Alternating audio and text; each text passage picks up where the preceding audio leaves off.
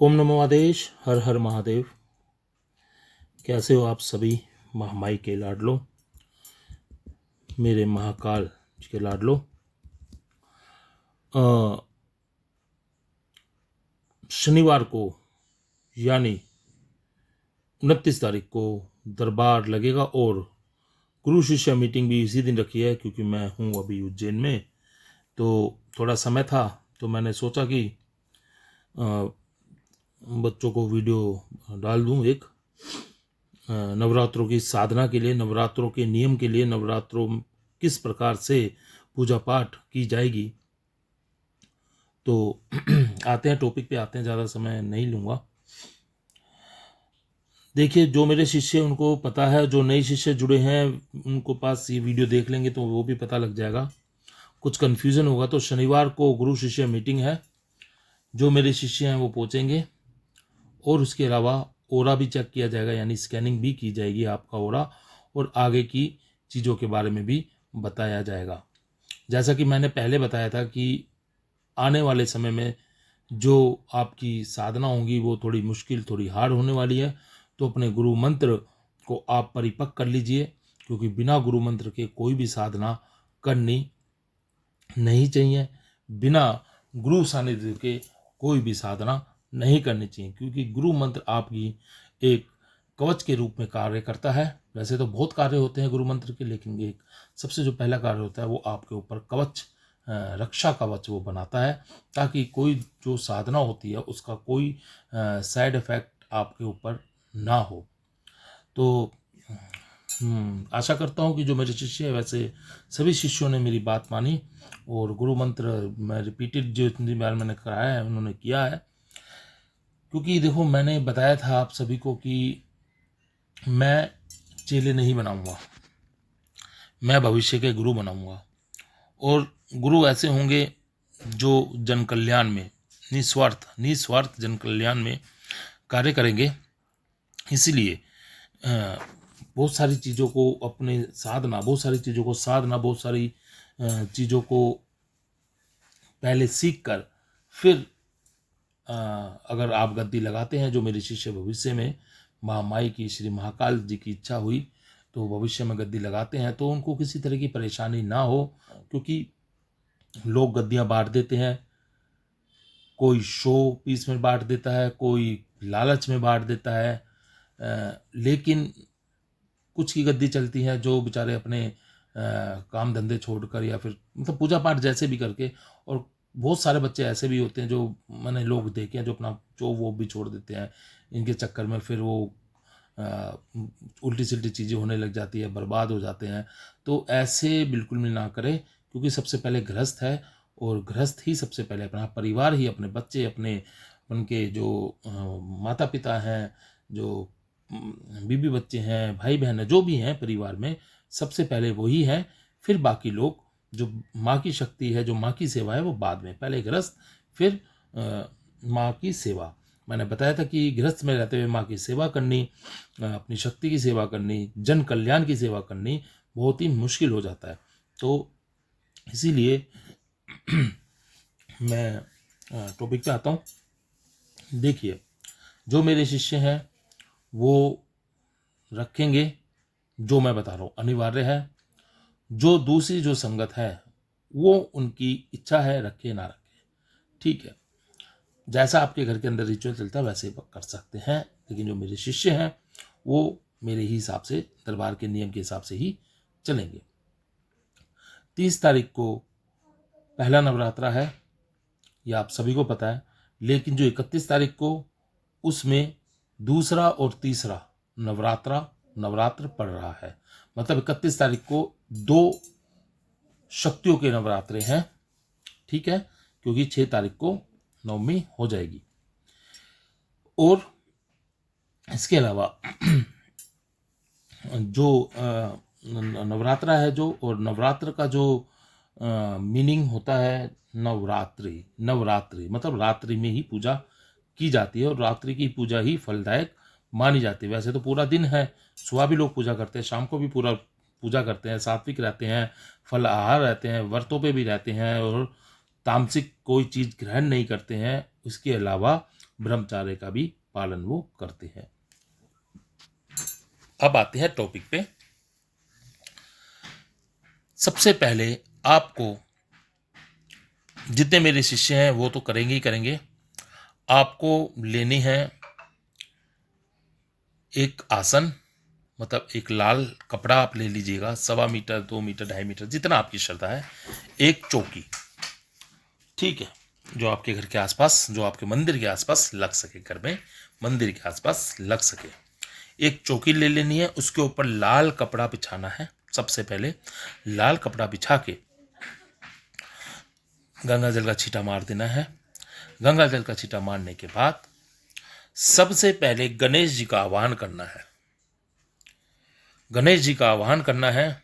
गणेश जी का बीज मंत्र भी कर सकते हैं, ओम गण गणपताय नमो नमः, ये भी कर सकते हैं। और अगर बीज मंत्र नहीं करना तो गणेश जी का आंख बंद कर हाथ जोड़कर ध्यान करते हुए आप गणेश जी को बोलिए, हे गणपति बाबा, हे गणेश भगवान, मैं माता दुर्गा का यहाँ पर आसन दे रहा हूँ, माँ दुर्गा को विराजमान कर रहा हूँ 9 दिन के लिए।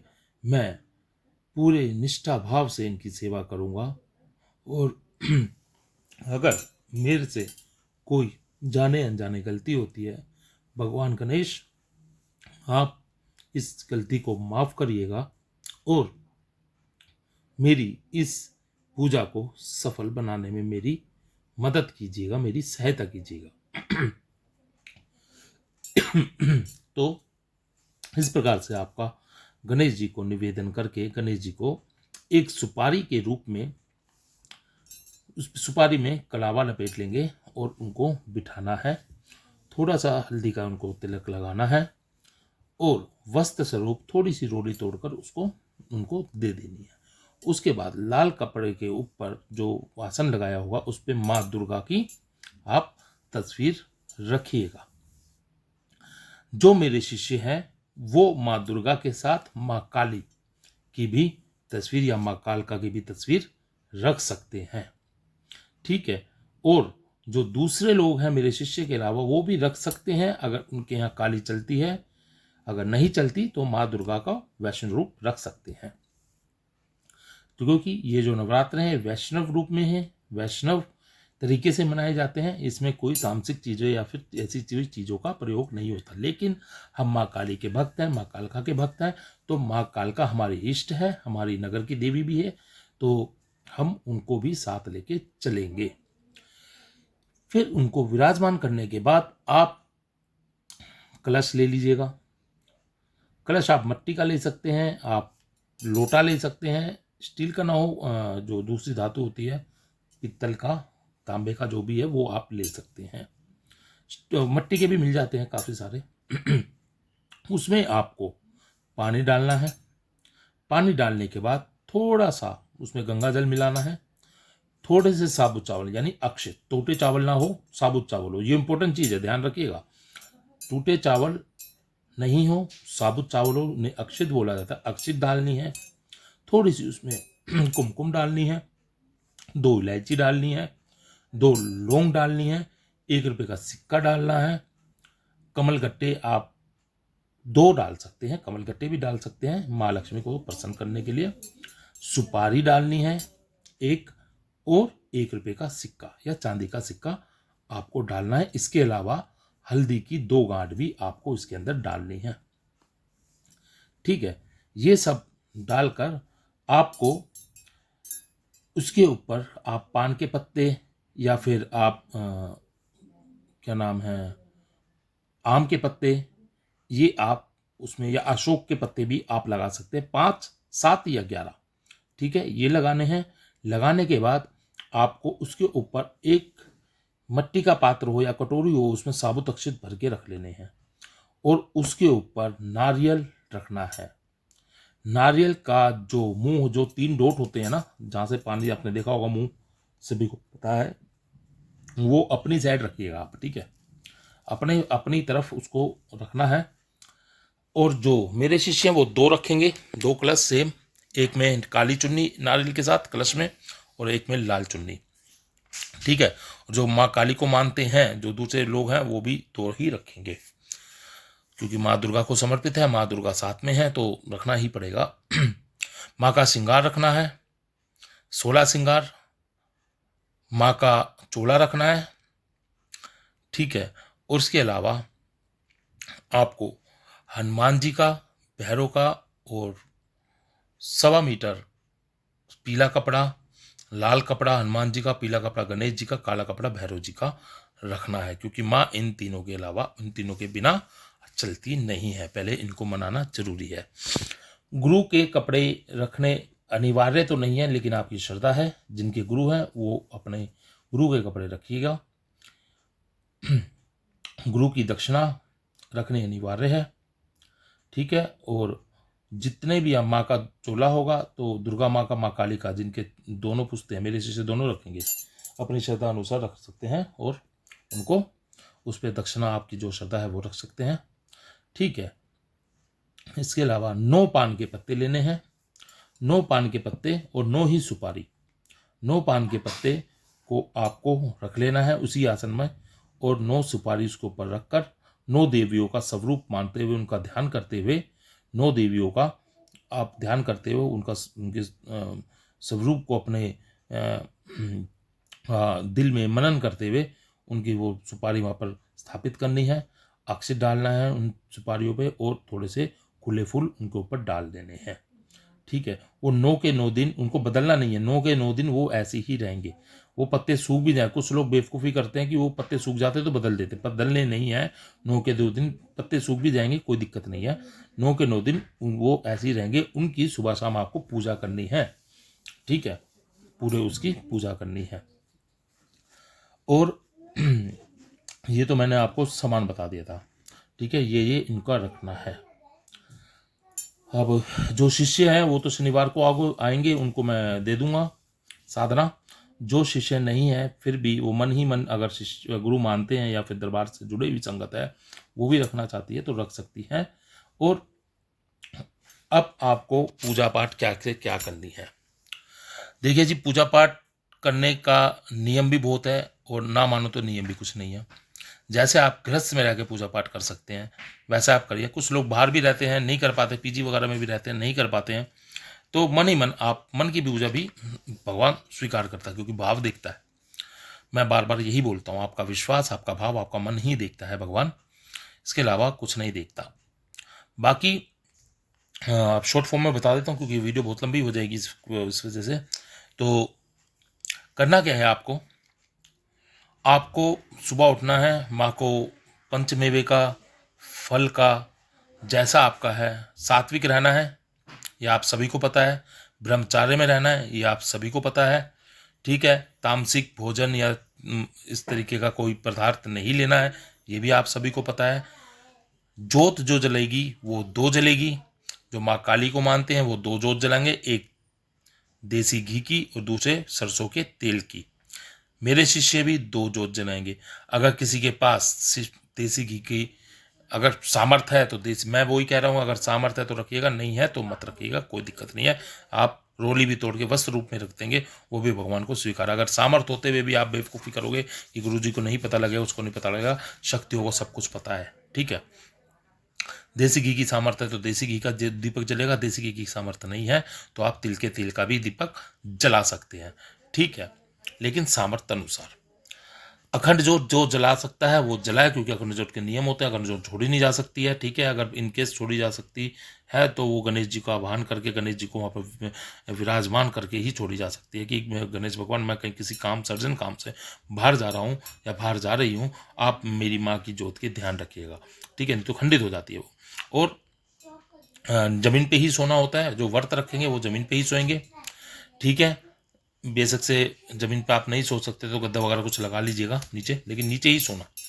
और इसके अलावा 9 के 9 दिन व्रत रखने, अगर जो व्रत नहीं कर सकता है एटलीस्ट चढ़ता उतरता व्रत रख ले, ठीक है। हाँ, दुर्गा सप्तशती का पाठ पढ़ना है आपको मॉर्निंग में, सुबह आपको दुर्गा सप्तशती का पाठ पढ़ना है। मेरे शिष्य भी सेम पढ़ेंगे।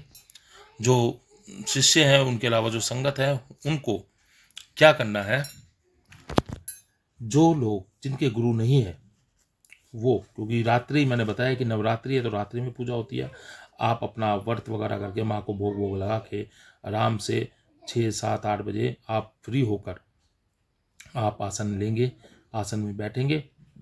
जिनके गुरु हैं वो तो अपना गुरु मंत्र का जाप करेंगे, ठीक है, एक माला एटलीस्ट गुरु मंत्र की करनी है। उसके बाद आपको दुर्गा माँ का बीज मंत्र ओम दोम दुर्गाय नमः, इसका जाप करना है 11 माला कम से कम। 21 माला करे तो बेटर है, 11 माला तो कम से कम करनी ही है, ठीक है।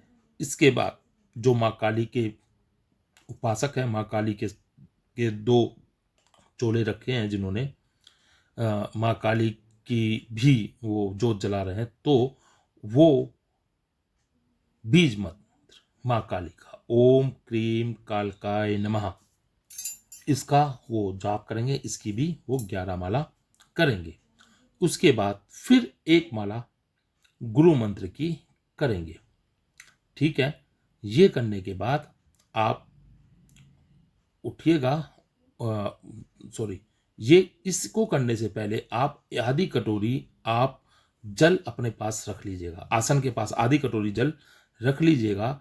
और जब ये हो जाए, ये जाप जब हो जाए तो उस आसन में बैठे बैठे उस जल को आप पी लीजिएगा। पीने के बाद कम से कम 15 से 20 मिनट आपको वॉशरूम नहीं जाना है, वॉशरूम नहीं जाना है 15 से 20 मिनट। फिर आप अपने नियमित जो कर सकते करिए आप, ठीक है। फिर 15 से 20 मिनट का आपका वो रहेगा। आपको ये डेली करना है, 9 के 9 दिन करना है। जिनकी अष्टमी पूजती है वो अष्टमी पूजेंगे, अष्टमी में भी आपको पता है हलवा चने का प्रसाद और पूरी वगैरह जैसे आपके घर का रिचुअल है वैसे करेंगे, कन्या का पूजन करेंगे। और मैं आपको बता दूं, जो अष्टमी पूजेगा, अष्टमी पूजने के बाद वो अष्टमी को हवन करेगा इसी मंत्र से। पहले गुरु मंत्र, अगर जिसके गुरु नहीं है, एक बात बताना भूल गया, जिनके गुरु नहीं है वो 11 माला ओम नमः शिवाय की करेंगे। शिव जी को गुरु मानते हुए ओम नमः शिवाय की 11 माला पहले करेंगे, फिर वो ओम दुर्गाय नमः का जाप करेंगे, फिर वो ओम क्रीम कालकाय नमः का जाप करेंगे। जो काली को नहीं है वो ओम दुम दुर्गाय नमः का बीज मंत्र ही करेंगे। उसके बाद फिर वो ओम नमः शिवाय की 11 माला करके समाप्त कर देंगे इस तरीके से। और जो अष्टमी जिनके घर में पूजती है, अष्टमी की शाम को वो हवन करेंगे इसी मंत्रों से, ठीक है। और जिनके नवमी पूजती है वो नवमी पूजने के बाद इसी मंत्रों से शाम को हवन करेंगे, ठीक है। और फिर ये सारा का सारा सामान आपका जो रहेगा, जिनके गुरु है वो गुरु दरबार में चढ़ाएंगे, जिनके गुरु नहीं है वो किसी नज़दीक मंदिर में जाके चढ़ा सकते हैं, ठीक है। लेकिन ये 9 दिन रखना है, ठीक है। ये नहीं कि अष्टमी पूज ली अष्टमी को हटा दिया, ऐसा नहीं है। अष्टमी को फास्ट खोल सकते हो आप, लेकिन नौवीं भी आप पूजोगे, नौवीं पूजने के बाद ही 10वें दिन आप इन सब चीज़ों को हटाओगे, ठीक है। बाकी कोई कन्फ्यूजन हो तो आप मैसेज कर दीजिएगा। दरबार का नंबर है 76 830 45 257, निःशुल्क दरबार लगता है। शनिवार को दरबार लगेगा। और महामाई सभी का कल्याण करे। इस नवरात्र महामाई सभी के कष्टों का निवारण करें। महामाई सभी के घर में धन का भंडार भरे, सभी की लाल की झोलियाँ खिलाए। महामाई सभी के घरों के अंदर खुशियाँ लेके आए। जय माता दी। ओम नमो आदेश। हर हर महादेव।